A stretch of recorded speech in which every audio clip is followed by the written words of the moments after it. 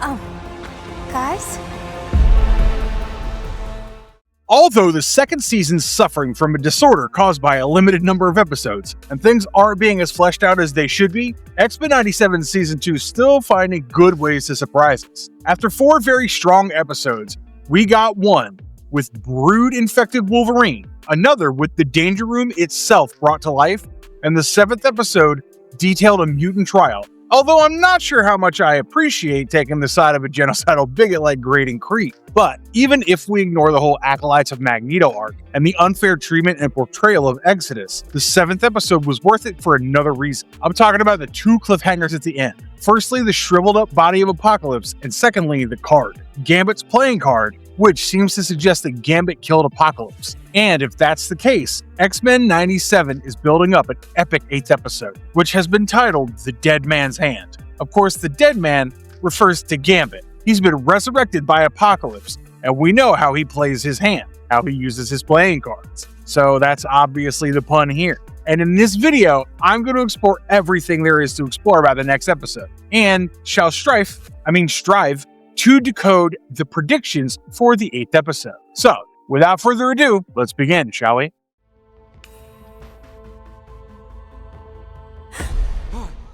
So, the 7th episode, Strange Land Savage Heart, sent the X-Men back into the Savage Land, where, thanks to Polaris and Bishop, we got to see a bit of dinosaur action. However, the episode saved its biggest surprise for the final scene, as you may already know. Cable and X-Force finally located Apocalypse's secret base beneath the Parthenon in Athens, Greece. But what waited for them inside not only shocked them, but also mere mortals like us. X-Force found Apocalypse's armor on what appeared to be his shriveled up corpse. A single playing card was also left behind near the body, and it clearly belonged to Gambit. Apocalypse had transformed Remy into one of his horsemen at the end of the previous episode, and it seems like Apocalypse played with forces he didn't quite understand. The show's definitely trying to tell us that Gambit is the one who killed him after his resurrection, which is ironic because Apocalypse wanted to turn Gambit into his horseman of death, but Gambit instead turned into a reason for his death. But the thing is, this is not the first time Apocalypse has died, if he even is dead. I mean, immortality is his whole thing, and that's why he's returned across the ages in one form or another. He's survived death several times in the comics, and the condition of his body, as shown in the last scene of the 7th episode,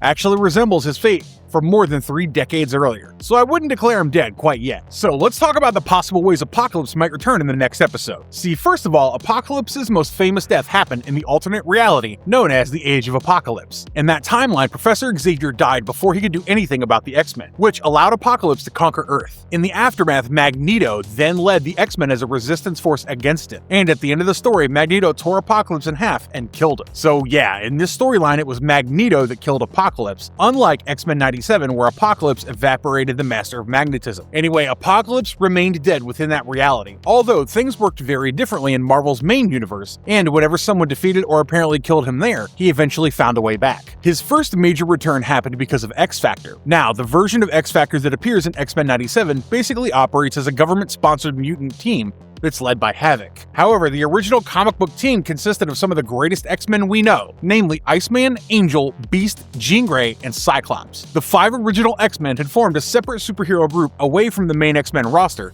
of that particular period of time, and they first faced Apocalypse in X-Factor issue number 5. 5 years later, in issue number 68 from 1991, Cyclops defeated him by destroying his very armor through a supercharged blast of his optic waves. But the thing is, even that didn't remove Apocalypse from the Marvel continuity for very long. Later, Cable also killed him during the Ages of Apocalypse arc. By that point, Apocalypse had merged with Cyclops and fought Scott for control of his body. Cyclops attempted to sacrifice himself so Apocalypse would die with him, although Jean Grey managed to rescue Scott. Cable then destroyed Apocalypse's spirit with his scimitar, a weapon that helped him focus psionic energy. So what I'm thinking is that in the 8th episode, Apocalypse's spirit could have possibly found a way into Gambit's body. Like, it's a very real possibility that a resurrected Gambit was pissed off. Super pissed off. And the Cage of Mutant just couldn't handle the trauma, went berserk and off to Apocalypse. But what if in Sabanur's body is nothing more than an empty shell? If that's the case, it's his spirit that controls things, and it's his spirit that needs to be destroyed to end him once and for all. In fact, the very first episode of X-Men 97 Season 2,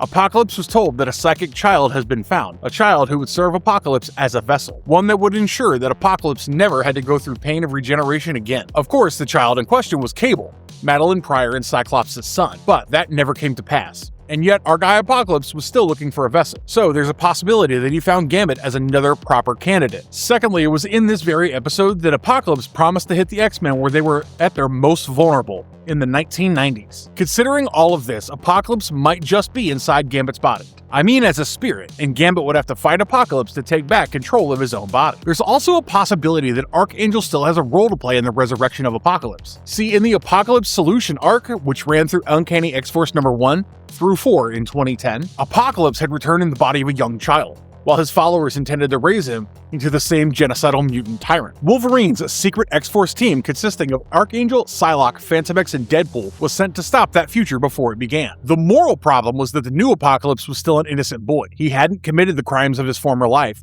so several team members argued that killing him would amount to murdering a child because of what he might become. Phantom X eventually made the decision for everyone and shot the child Apocalypse dead. And this basically became the emotional wound behind Rick Remender's entire Uncanny X-Force run. The team had prevented Apocalypse's return, but they'd crossed a line that none of them could easily defend. And this whole arc eventually led to the Dark Angel saga. See, Apocalypse's death didn't end things once and for all, because Warren Worthington's Archangel persona still had a degree of Apocalypse's influence. Warren had once served as the Horseman Death, and the celestial technology inside him gradually took over. He became Apocalypse's successor, and planned to use a life seed to wipe out the existing life so evolution could begin again under his control. Eventually, the X-Men traveled to the Age of Apocalypse's alternate timeline to get their hands on another life seed, which is how Archangel was saved. So, once again, there's a possibility that a bit of Apocalypse, or at least his influence, lives within Archangel. And although he's currently working with our guy Cable in X-Men 97, you know how these things are, they could change in a jiffy. Alternatively, it could be Gambit who would try to do the dirty business instead of Apocalypse. I mean, the man's lost his all. Even when he was alive, he lost the love of his life to Magneto, and she basically cheated on him, and cheated on him a lot, at least emotionally, if not physically. So a resurrected Gambit, that too one that's been resurrected as a Horseman of Death, would be filled with rage, and Lord save us from someone like this. So yeah, I'm pretty sure that Apocalypse's story hasn't ended here,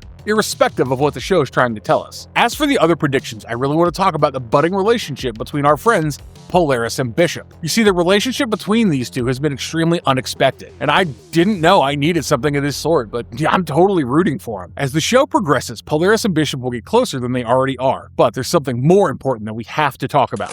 Onslaught. See, the whole danger situation from episode 6 began with Professor X's obsession over the recent death of his closest friend and confidant. However, as the episode moved forward, it became clear that Charles was harboring way more of Magneto inside his head that he probably wanted to admit or was even aware of. A part of Magneto's psyche still existed.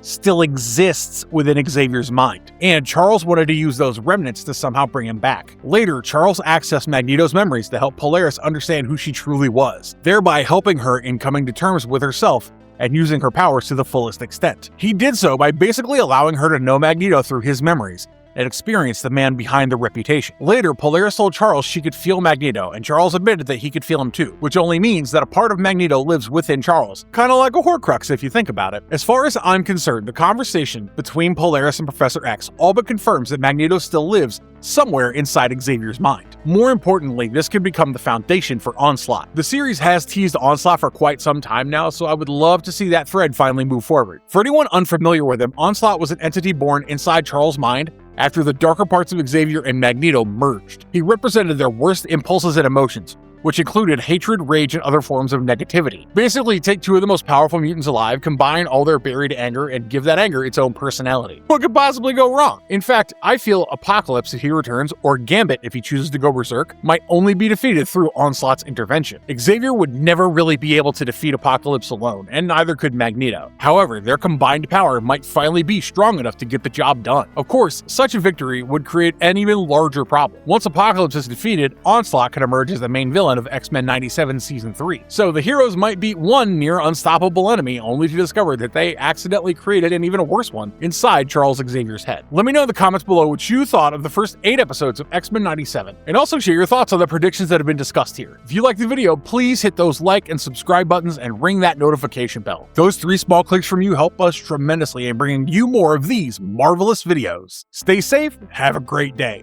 and as always, stay marvelous.